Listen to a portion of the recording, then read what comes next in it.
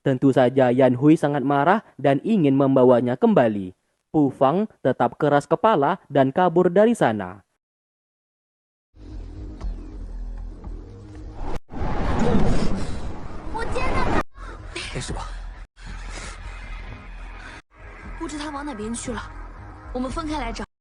Kegilaannya itu ternyata membuahkan hasil. Ia bertemu dengan Si Feng yang kebetulan sedang melakukan patroli. Sayangnya di sana, Si Feng menunjukkan sikap acuh tak acuh dan memaksa ia untuk segera pergi sebelum tertangkap oleh murid lainnya. Pu Fang tetap menolak sebab ia sudah effort datang ke sana untuk bisa bertemu lagi dengannya. Tiba-tiba, Ling Fei melihat keberadaan Pu Fang karena ia adalah siluman. Ling Fei segera menyerangnya dan akan ditangkap. Si Feng hanya bisa terdiam tanpa melawan.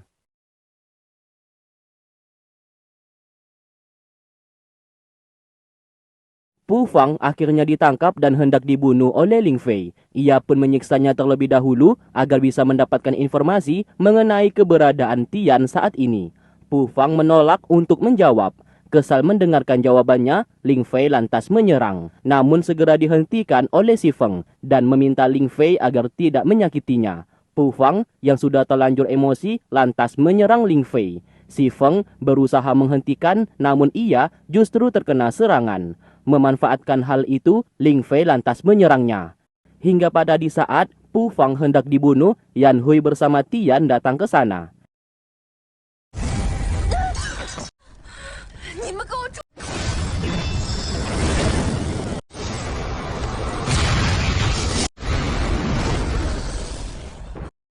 Setelah berhasil kabur, nyawa Pu Fang tidak bisa diselamatkan dan akhirnya meninggal dunia.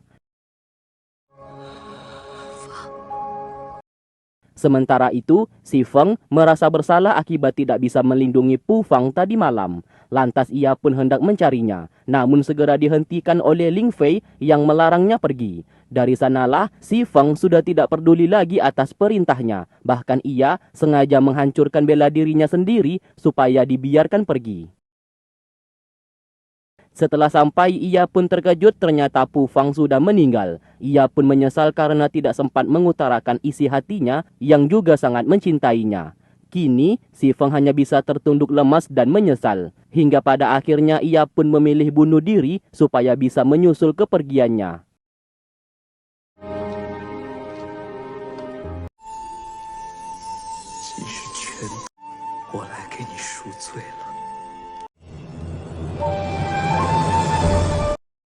Sementara itu, Bai sedang disandera oleh Fu Yin karena berusaha untuk melawannya. Fu Yin berkata percuma saja Bai ingin melawan sebab ia memiliki jubah yang terbuat dari tubuh Bai. Meskipun Fu Yin diserang, yang justru terluka adalah Bai. Di sana Bai berusaha melawan karena perbedaan kekuatan yang sangat jauh, ia pun dengan mudah dikalahkan.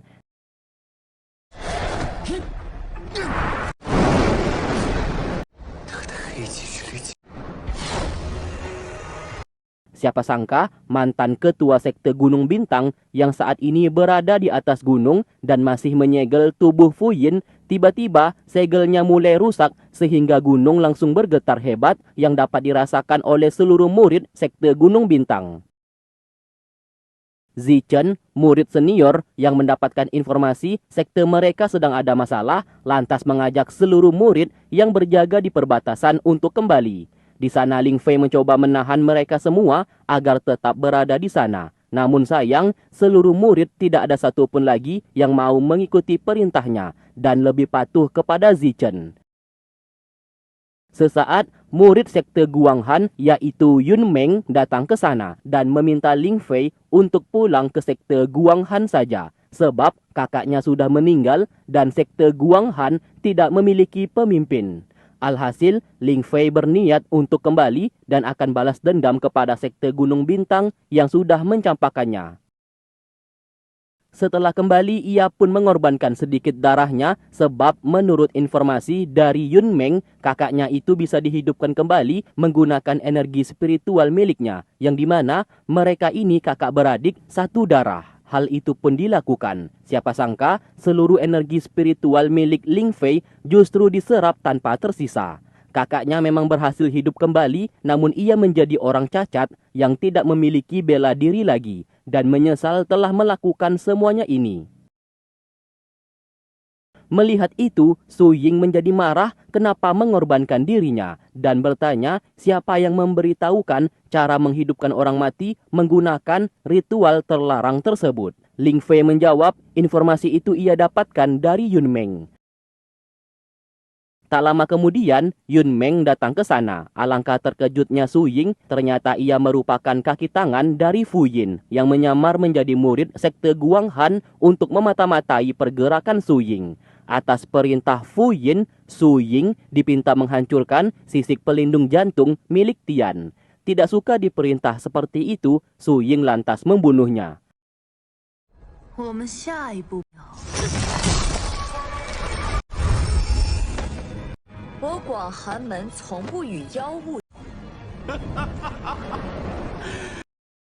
Bayangan hitam lalu keluar yang merupakan perwujudan dari Fu Yin sambil berkata, apabila Su Ying tidak menghancurkan sisik pelindung jantung, maka ia akan menghancurkan sekte Guang Han. Tak lama kemudian, seluruh murid merasa senang melihat ketua mereka sudah hidup kembali. Su Ying lantas memerintahkan muridnya mencari informasi keberadaan Tian saat ini. Singkat cerita, mereka berdua telah tiba di Gunung Sancong. Untuk bisa mengambil urat naga di sana, Tian memerlukan sedikit darah di tubuh Yan Hui agar bisa menghancurkan segelnya. Hal itu pun segera dilakukan dan mereka mulai mencabut pedang segel di sana.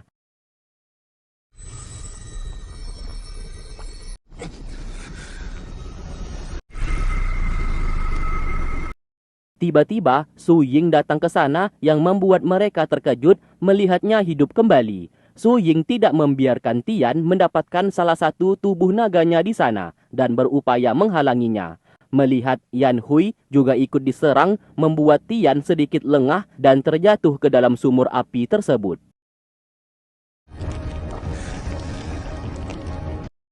Di saat Su Ying hendak membunuh Yan Hui, tiba-tiba Ling Xiao datang membawanya pergi sambil berkata kepada Su Ying supaya tidak menyentuh murid sekte Gunung Bintang.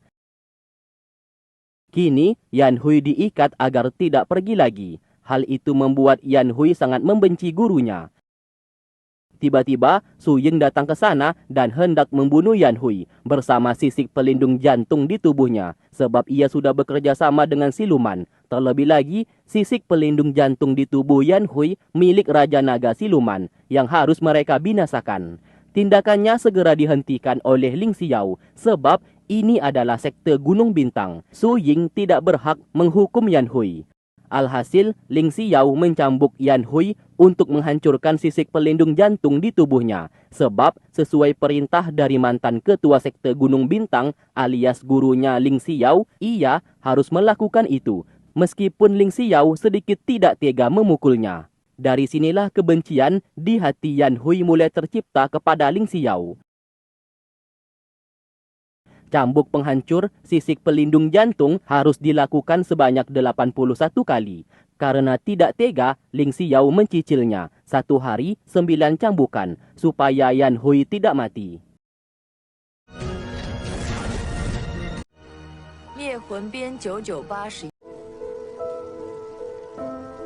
Sementara itu, Ling Fei tidak terima ia menjadi cacat karena tidak memiliki ilmu bela diri lagi. Ia juga menyalahkan Yan Hui bersama Tian yang membuat wajahnya menjadi jelek seperti itu. Karena kebencian yang sangat mendalam, Fu Yin memanfaatkannya. Ling Fei lalu ditarik untuk menemuinya. Di sana ia akan memberikan energi gelap sebagai sumber kekuatan. Bahkan, Ling Fei akan jauh lebih kuat agar bisa membalaskan dendamnya. Namun dengan satu syarat, ia harus membunuh Yan Hui dan menghancurkan sisik pelindung jantung. Tanpa berpikir panjang, Ling Fei menyetujui persyaratan darinya.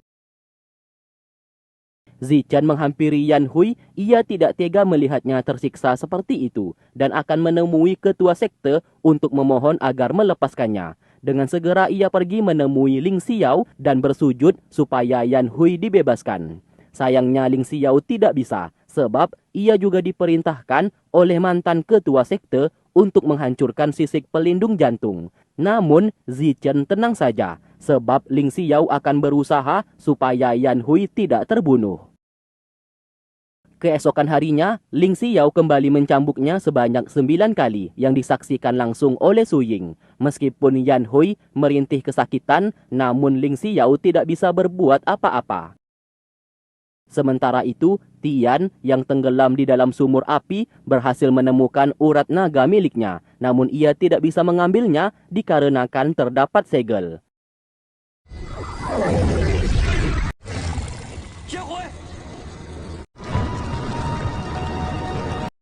Satu persatu murid mengkhawatirkan kesehatan Yan Hui dan memberikan makan dan minuman kepadanya supaya bisa bertahan.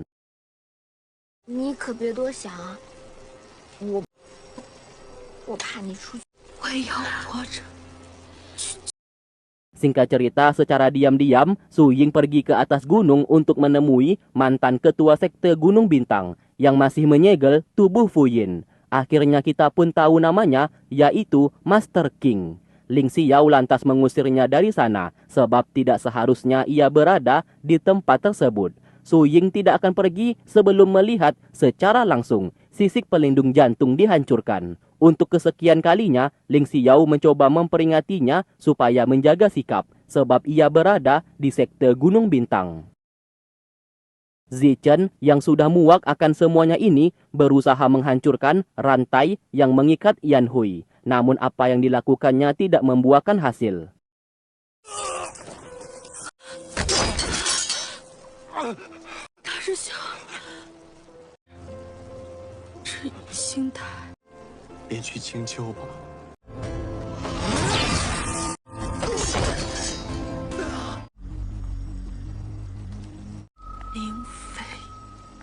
燕回乃我陈星山的罪人，你是凌霄师兄的第一大师兄，我一定救你出去。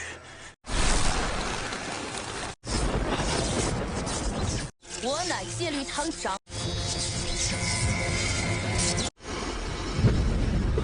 千年陈星。 Tak lama kemudian, Ling Fei yang diperintahkan oleh Fu Yin untuk membunuh Yan Hui dan menghancurkan sisik pelindung jantung datang ke sana.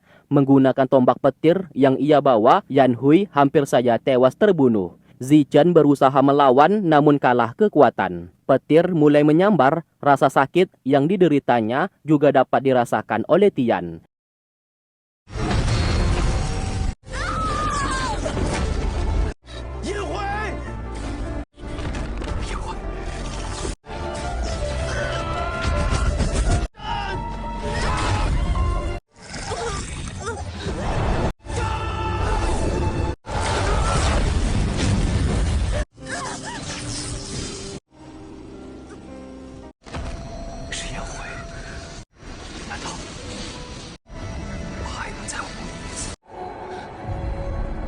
Di saat hampir mati, tiba-tiba bayangan Tian datang menyelamatkannya. Yan Hui menyadari Tian lagi-lagi menggunakan mantra pengganti nyawa, yang intinya Yan Hui tetap hidup namun Tian yang akan mati menggantikannya. Lantas, Yan Hui memohon kepada Ling Fei supaya berhenti, karena apabila ia dibunuh, yang tewas adalah Tian, bukan dirinya. Ling Fei lantas tertawa dan tidak peduli akan semuanya itu. Tak lama kemudian, naga emas yang dikirim oleh Tian datang melindungi Yan Hui dan berhasil mengalahkan Ling Fei.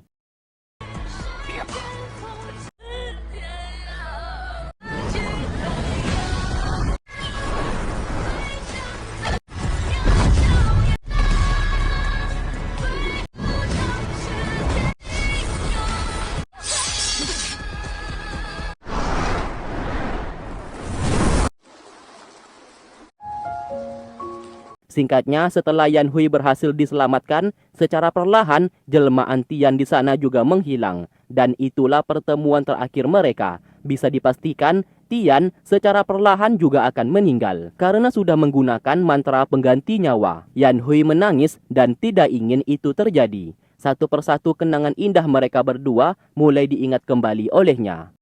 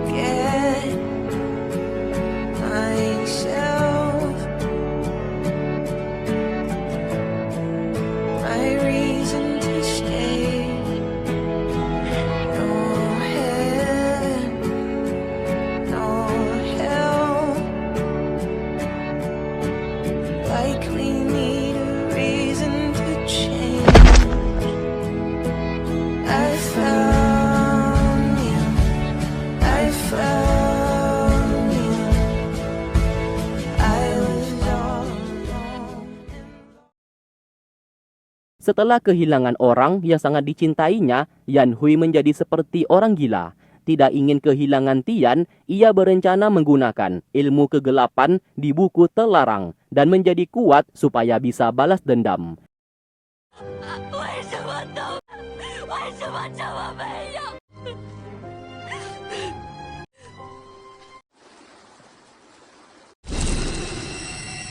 Sesaat, Ling Xiao dan Su Ying datang ke sana. Melihat mereka berdua, ia pun bersumpah akan membalaskan dendam atas apa yang mereka lakukan. Ia pun memilih melompat ke dalam Sungai Hitam daripada dibunuh oleh mereka berdua. 叶辉，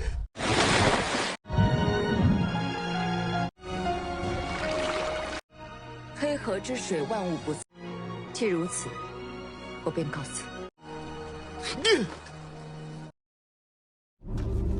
放开我！我乃陈星山戒律堂长老。哼，四方罪人的。 Lalu, Ling Fei diseret ke dalam aula kedisiplinan. Atas laporan dari Zichen, Ling Fei sudah bertindak jahat dan berusaha membunuh Yan Hui tadi malam. Di sana Ling Fei membela dirinya kalau ia ingin menghukum Yan Hui karena sudah bekerja sama dengan siluman. Dan apa yang dilakukannya saat ini sudah benar. Ling Xiao menjadi marah sebab ia sudah tahu kejahatannya selama ini yang menggunakan seluruh murid sekte Gunung Bintang sesuka hatinya. Bahkan beberapa murid ada yang tewas terbunuh akibat keegoisan Ling Fei. Ia pun diusir dari sekte Gunung Bintang sebagai hukumannya. Tidak terima diperlakukan seperti itu, Ling Fei langsung mengamuk dan menggunakan energi gelap untuk menyerang. Ling Xiao dan yang lainnya sangat terkejut ia memiliki kekuatan seperti itu yang tidak seharusnya dimiliki oleh murid dari sekte suci. 杀他！我今生至今做的最痛快。日起，剥夺灵妃戒律长老的身份。我是素隐真人的妹妹，你竟然为了这样一个罪人惩罚！林霄，你竟然为了颜辉羞辱！打！ 都去死！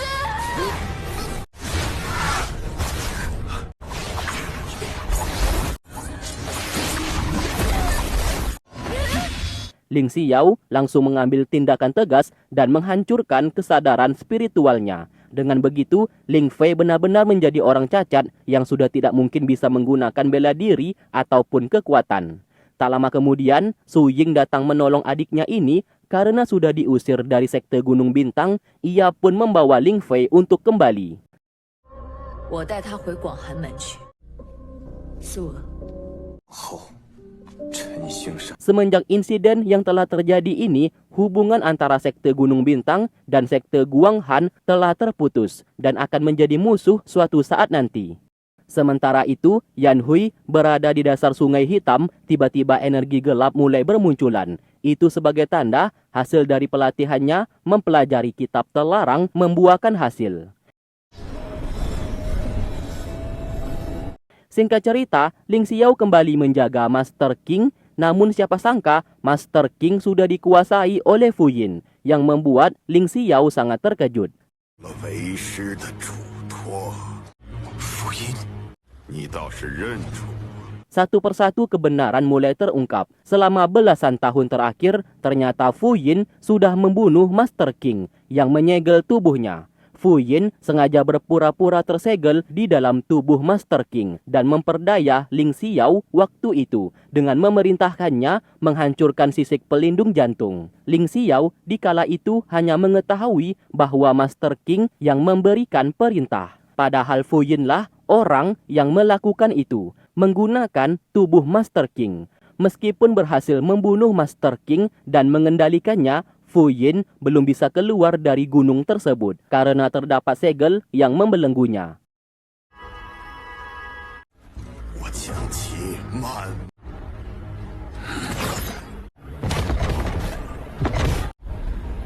好，别想走。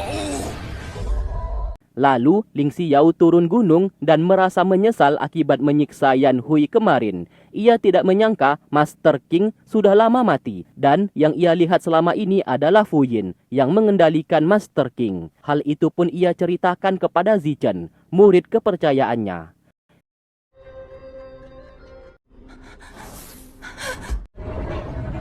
恢复容貌。我已经向你献祭了那么多武功， 等我获得了力，便可以彻底冲破。想要什么，我都能给。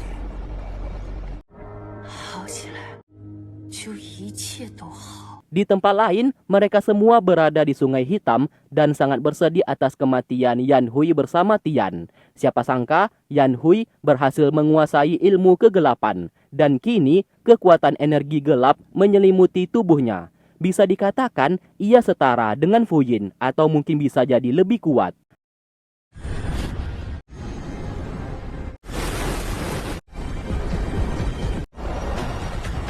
Lalu terlihat seluruh energi gelap di dunia ini mulai diserap olehnya dan hal itu disadari oleh semua orang. Bahkan energi milik Fu Yin juga ikut diserap. 都是些什么？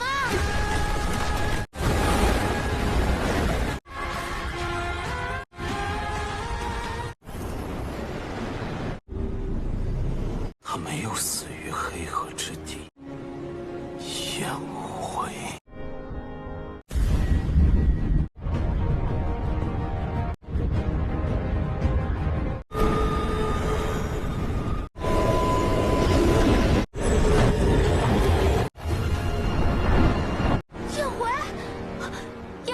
Lalu Yan Hui keluar dan pergi ke Gunung Sancong untuk menyelamatkan Tian di sana.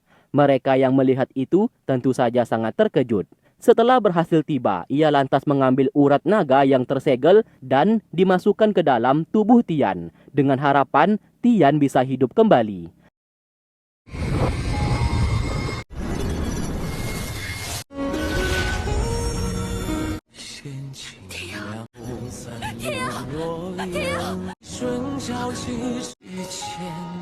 Dan setelah itu, Tian tiba-tiba berubah ke bentuk asalnya, yaitu menjadi telur naga. Dengan segera ia menemui Chang Yi dan menunjukkan telur naga tersebut. Chang Yi berkata telur naga merupakan bentuk asal dari Tian. Mereka memiliki waktu seminggu untuk menetaskannya. Apabila tidak menetas, berarti tandanya Tian benar-benar mati. Satu-satunya cara untuk menetaskan telur naga itu, Yan Hui harus mengambil sisa-sisa energi milik Tian.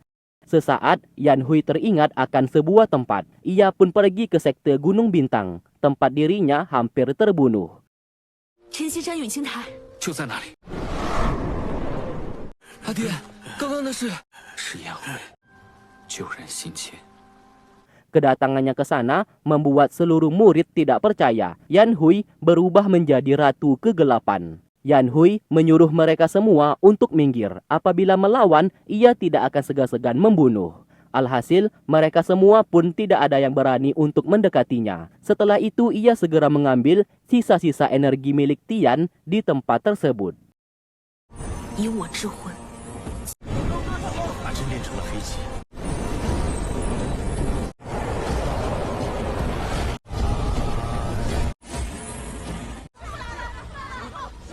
也回他。 Ling Xiao datang ke sana dan ingin menyegel Yan Hui yang dianggap telah tersesat. Sayangnya, Yan Hui yang kini sudah jauh lebih kuat mampu melawan siapapun yang berusaha menghalanginya. Sebelum pergi, ia berkata apabila Tian gagal dihidupkan kembali, maka ia akan menghancurkan sekte Gunung Bintang dan sekte Guanghan yang dituduh penyebab atas semuanya ini. 师傅。